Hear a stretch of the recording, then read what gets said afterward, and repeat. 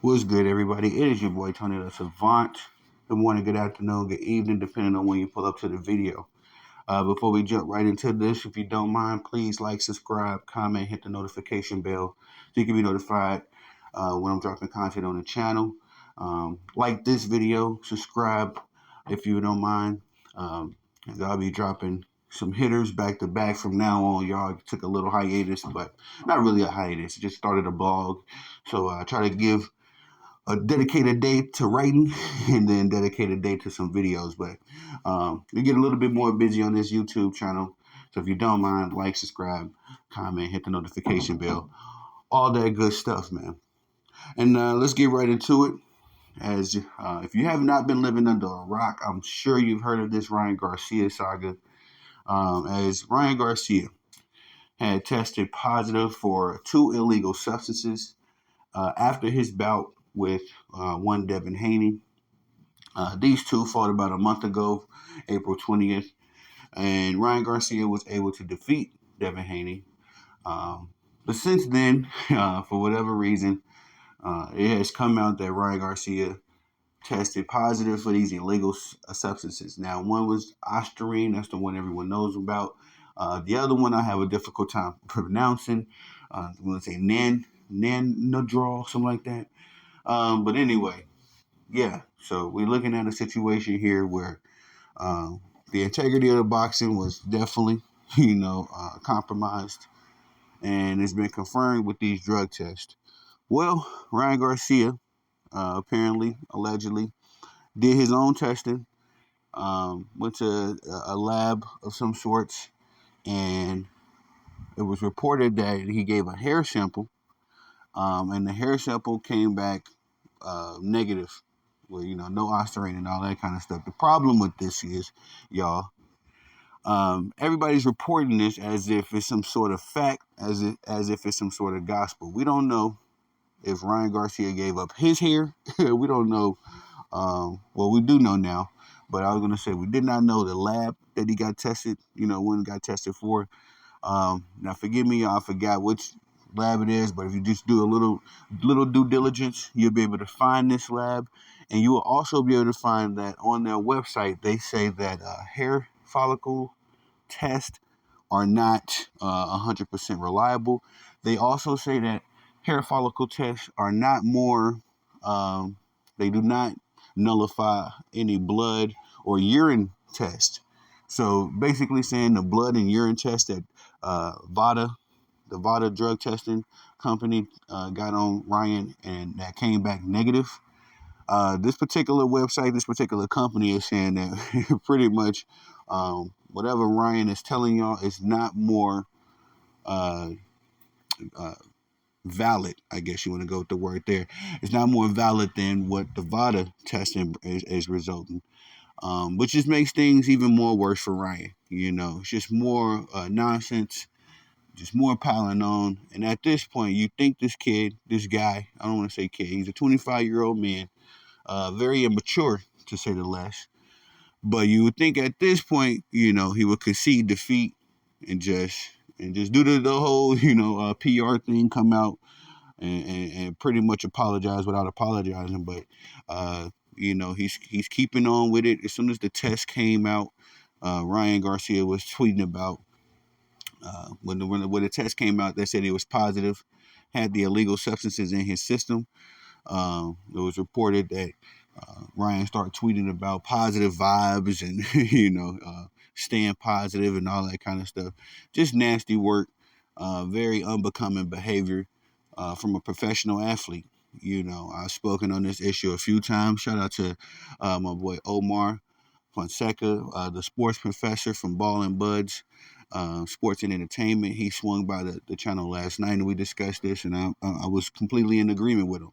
As far as Ryan Garcia needs some help, he needs some serious help. There's clearly some mental health issues involved here with this guy.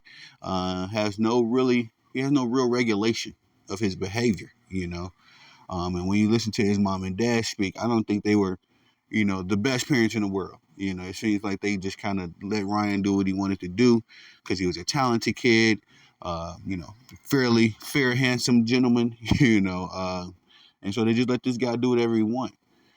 Now Ryan's rich, he's entitled, and at this point he's very, like I say, the word I like to say, immature. And it's just a bunch of red flags to me that's saying that this guy needs some serious help. Because at this point, the whole world is against Ryan. Outside of his few fans. They're still finding a way to defend him. At this point, I've seen people talking about, oh, it wasn't enough in his system to affect the fight. That's not the point. The point of the matter is that if there's any illegal substances in your system, then all bets are off. That's my thing. Either you're 100% pure or you're 100% not. Because to the sports professor's point, Ryan Garcia could have seriously hurt Devin Haney, even possibly killed him. Putting a little bit more juice behind an already hard punch. That's very dangerous, man. You can't play boxing, and anything could have happened. Thank goodness, as of now, as of everything that we know, nothing has come from it outside of Ryan Garcia possibly being punished for this. I say possibly just because nothing has been said as of yet, as to what's going to happen with Ryan Garcia. But it's just, just a 360 ugly situation. I was kind of not teasing, but I was criticizing the Haney for campaigning to get the loss off of Devin Haney's record. But I guess I'm going to say this just because of how Ryan was acting after, the B sample came back negative. I'm going to say this, y'all. I want this win, disqualified for Ryan Garcia. At the bare minimum, it's got to be disqualified at this point because he's not taking this serious. He's talking about starting his own boxing league with where steroids and PEDs and all that kind of stuff would be accepted. And so Ryan is just playing. He's playing a clown's game. He's acting like a clown. And at this point, I feel like, hey man, run some money, suspend him for a year, and also take away that win. Because the only reason why Ryan Garcia is getting all the attention he's getting now is because he beat Devin Haney. Nobody was looking for Ryan Garcia or paying him any attention prior to his victory with Devin Haney. Now he's cool enough to hang with Trump. He's cool enough to hang with all these people. Everybody just loves them some Ryan Garcia all of a sudden.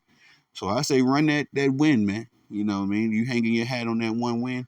Let's see what happens when it's disqualified and taken off your record. See how many of these people are still your friends after that, But all in all, like I say, just a very unbecoming situation from the top. And as far as we know now, no punishment has been rendered onto Ryan Garcia, but I am expecting to hear something in the near future as to what the ramifications of this is going to be. Hopefully the commissions don't let us down because at this point, I'm not expecting much, but clearly somebody knew something long before May 1st when this was all initially reported.